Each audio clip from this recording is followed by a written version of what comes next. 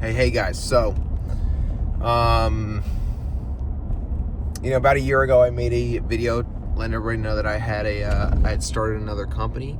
I'm not sure why this camera looks so close to me right now, but we're gonna roll with it. And yeah, like I said, that was about a year ago. We've officially been in business at Home Run for a little over a year, and it's now October of 2025.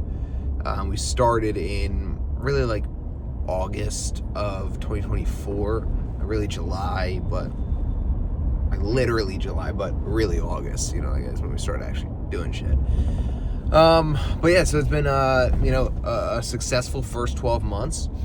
We did a little bit over $1 million in revenue in our first 12 months. And I would say it was easy, like roofing. It wasn't easy, but like roofing, obviously, like the revenue comes in much bigger chunks, right? Like a $16,500 average ticket, I think is what we're sitting at right now.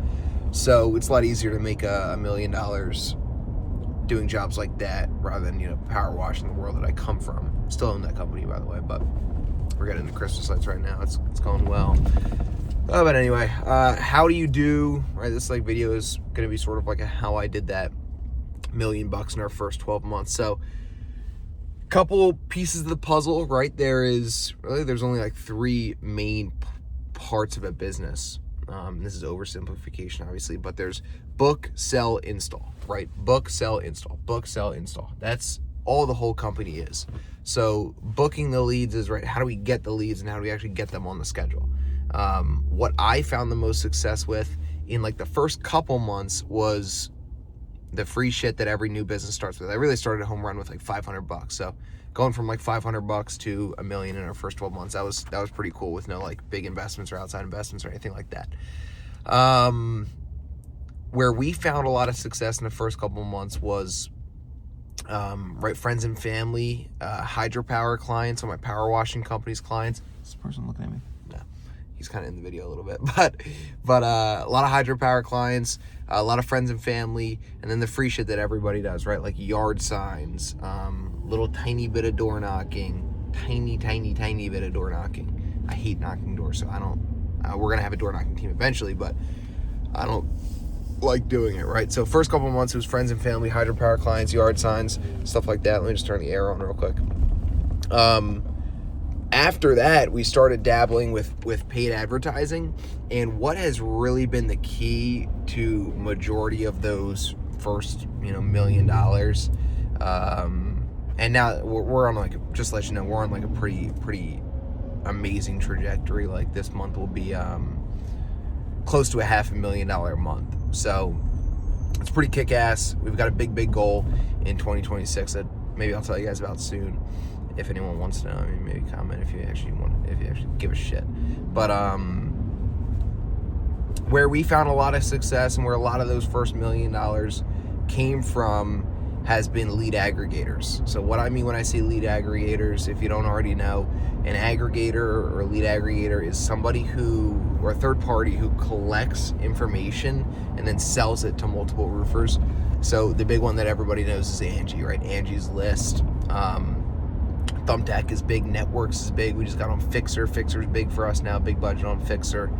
And the normal reaction when I say that, people are like, "Oh, you're a fucking idiot. Like, you're spending so much money and they barely fucking convert, they barely book. Like, you're a dumbass. It doesn't work."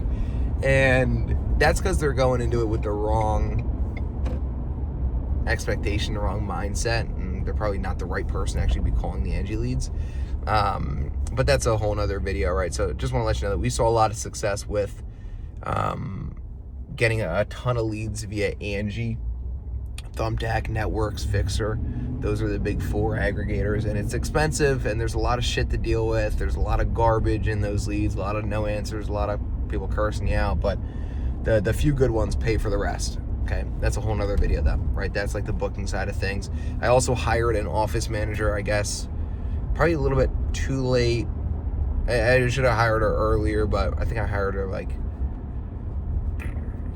office manager, CSR, right? Same sort of thing.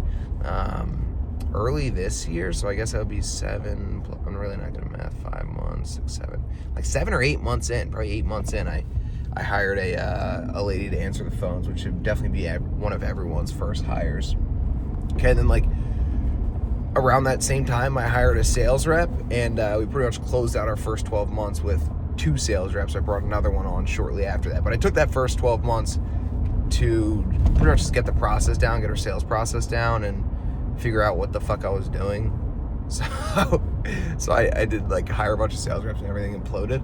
But that's the booking side of things. Selling, like I said, I brought on a sales rep probably 6, 7, 8 months in. The majority of the first $1 million was sold by me. You've got to have a mentality of run them all, some will fall when you're brand new. Like, not everybody's going to give you a shot at a nice, juicy 40 square roof, right? With both homeowners there and the checkbook sitting on the table. Like, you're going to have to flip a lot of shitty leads, repair leads, one-leggers, no money, finance declines. Like, you're going to have to flip a lot of that stuff into business in the beginning, and you're going to have to do it yourself. So, like, I think my last month selling, March, I sold like $220,000 or $230,000. Then we hired a sales rep because I knew there was enough work to keep them busy. But in that first 12 months, right, if you guys are trying to, hit the same number or a similar number in their first 12 months, that's something you're gonna have to be doing more than likely is selling, because there's not gonna be enough consistent lead flow to actually bring a rep on from day one. Okay, and then install is the easiest part of this whole thing. Subcontract everything, buy shit from supply houses, QXO, ABC, SRS, whatever. You'll be on 30-day or 30 terms, or next month 10th terms, so you don't even owe the money on the material until like 30 days, 45 days after. Subcontract everything, pay them only after you've been paid and the client is happy and the work is done and the job site is clean. Dumpsters, whatever, they're cheap. But yeah, I mean, that's how we went about our first 12 months. It was a lot of fun, but like I said, I mean, this month is going to be hopefully close to a $500,000 month. So it is a completely different business now, right? Like, we have a lot more emphasis on the install side of things. It's a lot trickier to install, say, $150,000, $200,000 in a week than it is to install $50,000, obviously, right? So that's been its own set of challenges. Managing the sales reps is not extremely difficult for me right now, but I can foresee it getting difficult. I think I'm a good leader, and I have a good sales team at Home Run right now. If anything, we just got to make sure we're booking enough. Like, I got to put more emphasis on how many calls we're making every day. Like, I really want to be making I want my office manager making around 200 calls a day, and right now we're only getting around 100. Like last month, lead aggregator leads, we only booked 21%. If we were to increase that to 30%, our goal, right? Like that's the difference between a $300,000 a month and a $450,000 a month, right? 50% more bookings, 50% more sales, right? So I don't know, lots to work on. First 12 months was a lot of fun. It's absolutely doable to do more than $1 million in your first 12 months. It's fucking more than doable. Like, if I could restart right now, obviously I'd probably do $5 million or $6 million in my first 12 months. But that's not what we did, and that's hopefully what the trajectory that we're on. But yeah, I mean, I just thought I'd share a couple tips and let you guys know how the roofing thing is going. Any questions or anything like that for me, drop them in the comments. I'm not even sure if anyone watches these things, but yeah, I'd like to get some discourse going. So drop some comments if you got any thoughts or if you have any questions for me. Peace.